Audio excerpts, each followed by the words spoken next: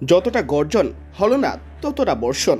Bharat Pakistan match বিশ্বকাপে আরও একবার এক পেশে।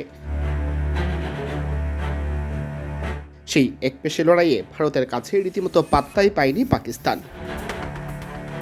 ম্যাচ আয়োজন নিয়ে শঙ্কা, বাংলাদেশের পাশে দাঁড়াতে গিয়ে বয়কটের ঘোষণা, সবকিছু ছাপিয়ে শেষমেশ মাঠে গড়ালো ঠিকই ম্যাচটা। এমনকি বৃষ্টির চোখ রাঙানিও উপেক্ষা করা গেছে। তবে যে রোমাঞ্চকর লড়াইয়ের আশা ছিল, বুমরা অক্ষররা নিমিষেই ঘুরিয়ে দিলেন। টস জিতে পাকিস্তানের অধিনায়ক সালমান আলী আগা প্রথমে ব্যাটিংয়ের আমন্ত্রণ জানান ভারতকে। ভারতের শুরুটা অবশ্য ভালো হয়নি। প্রথম ওভারেই সাজ করে ফেরেন অভিষেক শর্মা। একাদশে থাকলেও 4 বল মোকাবেলা করে খুলতে পারেননি রানের খাতা। তবে দ্বিতীয় উইকেটে প্রতিরোধ করে তোলেন ঈশান কিষান ও তিলক ভার্মা। বিশেষ করে কিষান ছিলেন বিধ্বংসী মেজাজে। তিলকের 24 বলে 25 আর অধিনায়ক সূর্যকুমার যাদবের 29 বলে 32 রানের দিনে কিষান একাই খেলেন 77 রানের ইনিংস। মাত্র 40 বল মোকাবেলায় 200 স্ট্রাইক রেটে হাঁকান 10টি চার আর 3টি ছক্কা। মূলত কিষানই করে দেন ব্যবধান। পাকিস্তানের নিয়ন্ত্রিত বোলিংয়ের সামনে অন্যরা খেলেছেন ওয়ানডে মেজাজে। তবে কিছুটা ব্যতিক্রম ছিলেন শিবম দুবে।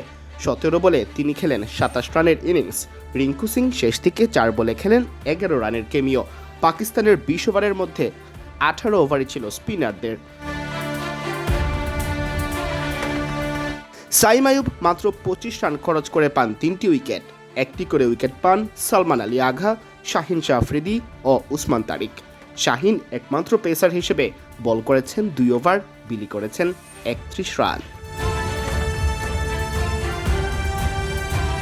জবাব দিতে নেমে পাকিস্তান স্কোরবোর্ডে কোনো রান তোলার আগেই হারিয়ে ফেলে যথারীতি সাহিব জাদা ফারহানকে। সাইম আইয়ুব বল হাতে উজ্জ্বল থাকলেও ব্যাট হাতে ছিলেন মলিন। 2 বলে করেন 4 রান।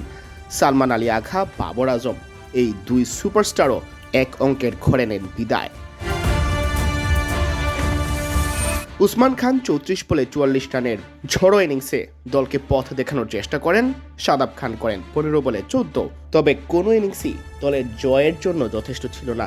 এমনকি জয়ের কাছ দিয়েও যেতে পারেনি পাকিস্তান। শেষ পর্যন্ত অল্প রানে গুটিয়ে গিয়ে বরণ করে হতাশাজনক পরাজয়। সিয়াম চৌধুরী, বিডি ক্রিক টাইম।